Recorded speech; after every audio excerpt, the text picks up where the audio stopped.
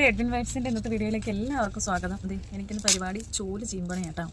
കുറച്ച് നാളായിട്ട് എടുത്തു വെച്ച ചൂട്ടായിരുന്നു. അപ്പോൾ കഴിഞ്ഞ പ്രാവശ്യം ചൂട് തീർന്നപ്പോൾ ഒരെണ്ണം വാങ്ങിക്കും ചെയ്തേ. ഇനി അത് തീരുമ്പോഴത്തേക്കും അടുത്ത് നമ്മൾ ഉണ്ടാക്കി വെക്കണമൊക്കെ. എനിക്ക് എല്ലാ തവണയും വാങ്ങിക്കാൻ പറ്റില്ല, കുറച്ച് നല്ല ഈർക്കിളിയൊക്കെ ഉണ്ടായിരുന്നു അതുകൊണ്ട്. അപ്പോൾ എൻ്റെ സൗണ്ടിനൊക്കെ ഇച്ചിരി ഒരു വിഷയങ്ങളും കാര്യങ്ങളൊക്കെ ഉണ്ട് കേട്ടോ. തൊണ്ടയ്ക്കാണെങ്കിൽ നല്ല പെയിനുണ്ട്, നല്ലൊരു ക്ഷീണമുണ്ട്. പിന്നെ ഈ കാലാവസ്ഥ അതുപോലെ തന്നെ ഒരു ഇരുണ്ട് മൂടി കിടക്കുന്ന ഒരു അവസ്ഥ കേട്ടോ. അതുപോലെ തന്നെ അതുകൊണ്ട് എനിക്കും ഞാനും വലിയ ആക്റ്റീവൊന്നും അല്ലായിരുന്നു, ഒന്നും ചെയ്യാൻ അങ്ങനെ തോന്നുന്നില്ല. നമ്മുടെ ശരീരത്തിനൊക്കെ ഒരു ക്ഷീണം വന്നാൽ നമുക്കൊന്നും ചെയ്യാൻ തോന്നില്ലല്ലോ. അതുകൊണ്ട് നല്ലൊരു ക്ഷീണമായിരുന്നു കേട്ടോ.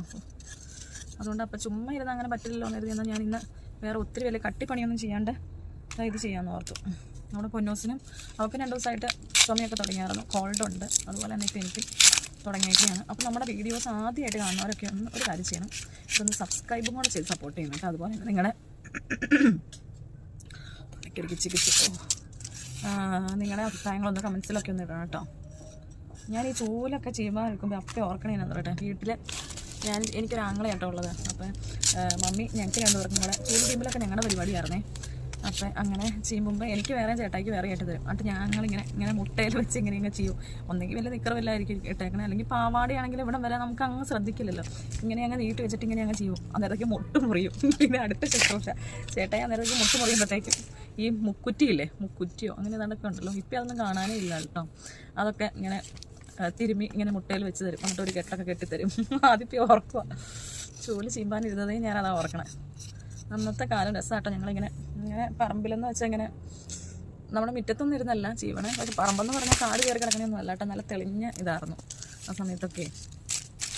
അപ്പം ഇങ്ങനെ പുല്ലൊന്നും കാണില്ല, അങ്ങനെ ഇരുന്ന് ഓരോ കൂട്ടമായിട്ടായിരിക്കണേ. എനിക്ക് വേറെ കൂട്ടം, ചേട്ടായിക്ക് വേറെ കൂട്ടം, അങ്ങനെ അത് പെട്ടെന്ന് എൻ്റെ മനസ്സിലേക്ക് തന്നെ. നമുക്കിപ്പോൾ നമ്മളിങ്ങനെ ഇപ്പോൾ വലുതായിപ്പോൾ ഓരോന്ന് ചെയ്യുമ്പോഴും പണ്ടത്തെ കാലത്തേക്ക് പെട്ടെന്ന് ഓർത്ത് പോകില്ലേ. അത് എൻ്റെ എഡ്വിൻകുട്ടനുണ്ടായിരുന്നെങ്കിൽ എൻ്റെ കൂടെ ചെയ്യാൻ കൂടിക്കൊണ്ടേനെ. പൊന്നൂസിന് ക്ഷീണമായതുകൊണ്ട് ഞാൻ ഉറക്കിയിട്ടോ അവളെ. ചൂല് ചെയ്യാൻ ഞങ്ങൾക്ക് മത്സരമായിരുന്നു. എന്നിട്ട് എണ്ണും ആരെ കൂടുതൽ ചെയ്യുകയാണ്. അപ്പോൾ ഇതൊക്കെ ഒടിഞ്ഞു പോയതൊക്കെ ഉണ്ട്. ഞാൻ നല്ലതൊക്കെ എടുത്ത് വെച്ചതാണ്, കുറച്ച് നാളായതുകൊണ്ട് അതൊക്കെ ഒടിഞ്ഞു പറഞ്ഞൊക്കെ പോയി. ഇതും കൊണ്ട് ഈ ചൂട്ടും കൊണ്ട് ഒരു ചൂലിനുള്ളത് കിട്ടില്ല. ഇനി അടുത്തത് ബാക്കി ഇനി നല്ലത് കിട്ടുമ്പോൾ എടുത്ത് വെച്ച് ഒരു ചൂലാക്കി എടുക്കണം.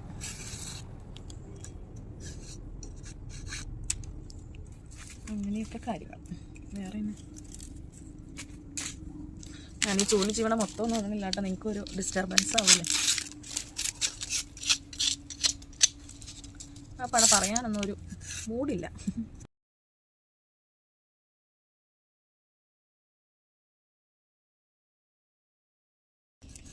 മൂർച്ചയുള്ള കത്തിയും കൊണ്ട് ചെയ്യുമ്പോൾ ഇവിടെ അതിൻ്റെ തുമ്പം കട്ടായിപ്പോവും. പിന്നെ മിറ്റടിക്കാനുള്ള അല്ല നമ്മളിങ്ങനെ എടുക്കണോളും, അല്ലാത്ത പെരയ്ക്കാവൊക്കെ അടിക്കാൻ നമ്മളിങ്ങനത്തെ അല്ലല്ലോ. അകത്തടിക്കാനും മിറ്റടിക്കാനുള്ളതായതുകൊണ്ട് നമ്മൾ ഓൾറെഡി അങ്ങ് തുമ്പ് കട്ട് ചെയ്ത് കളയുമല്ലോ. അതുകൊണ്ട് അത് വിഷയമില്ല. അപ്പോൾ എൻ്റെ ചൂല് ചീവലൊക്കെ കഴിഞ്ഞു. ഇവിടെ എടുത്ത് വെച്ചതൊക്കെ കഴിഞ്ഞു കേട്ടോ. ഇത്ര ആയേ ഉള്ളൂ, ഒരു ചൂലിനുള്ളത് ഒത്തില്ല കേട്ടോ. അത് അതിനിടയ്ക്ക് ഞാൻ ഉറങ്ങിപ്പോയി. തന്നെയല്ലേ വർത്താനം പറയാൻ ആരും ഇല്ലാത്തതുകൊണ്ട് പതിഞ്ഞ് അങ്ങ് ആടിപ്പോവേ. അന്നേരം വേഗം കണ്ണു തുറന്ന് കഴിഞ്ഞിട്ട് വ്യക്തമായേ ഉള്ളൂ കേട്ടോ. ഇനിയും വേണം ഇതിനി കെട്ടി വെക്കണം. ഇനി നല്ലത് കിട്ടുമ്പോൾ എടുത്ത് വെച്ച് ഇതിൻ്റെ ബാക്കിയും കൂടെ ആക്കി ഒന്നാക്കണം. ഇതിപ്പോൾ കെട്ടി വെക്കാം. കുട്ടികളൊക്കെ വൈകുന്നേരം സ്കൂൾ വിട്ടിട്ട് വരുമ്പോൾ ഉണ്ടാക്കി കൊടുക്കാൻ പാകത്തിനുള്ളൊരു ഈസി 4 മണി സ്നാക്കിൻ്റെ റെസിപ്പി കേട്ടോ ഞാൻ കാണിക്കണേ. പിന്നെ ഒരു പാൻ അടുപ്പത്ത് വെച്ചിട്ടുണ്ട്, കരിയാപ്പല ഇട്ട് കൊടുക്കുക. കറിവേപ്പില ഒത്തിരി ഫ്രൈ ആവണേ മുമ്പ് വാരിയെടുക്കുക. നമ്മുടെ സോയാബോളില്ലേ, സോയാബോള്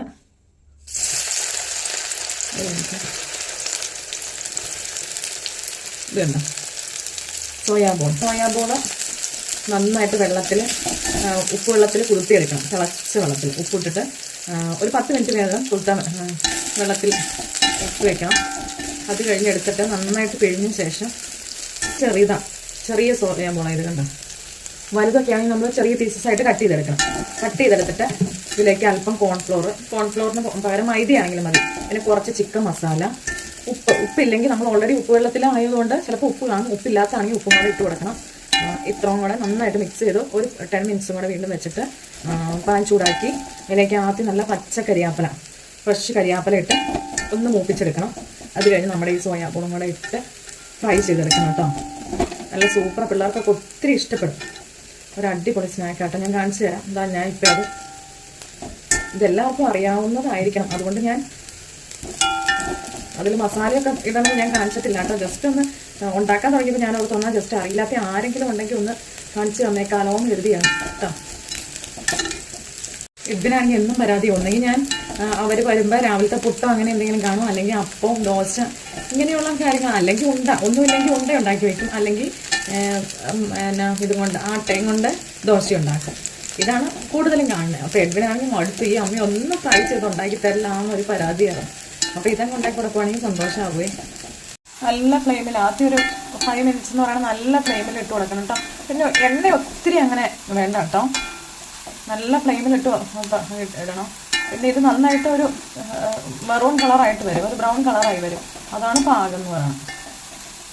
ഇടയ്ക്കൊക്കെ ഒന്ന് ഇളക്കി കൊടുത്താൽ മതി, എപ്പോഴും ഇളക്കിക്കൊണ്ടിരിക്കണം എന്നൊന്നുമില്ല കേട്ടോ. നമ്മുടെ സ്നാക്ക് ഇവിടെ റെഡി ആയിട്ടുണ്ട് കേട്ടോ. ഇത് നന്നായിട്ട് ഫ്രൈ ആയാലാണ് ഇതിൻ്റെ എണ്ണ കുടിക്കില്ലാത്ത. അപ്പം കറക്റ്റ് പാകമായില്ലെങ്കിൽ എണ്ണ കുടിക്കും കേട്ടോ.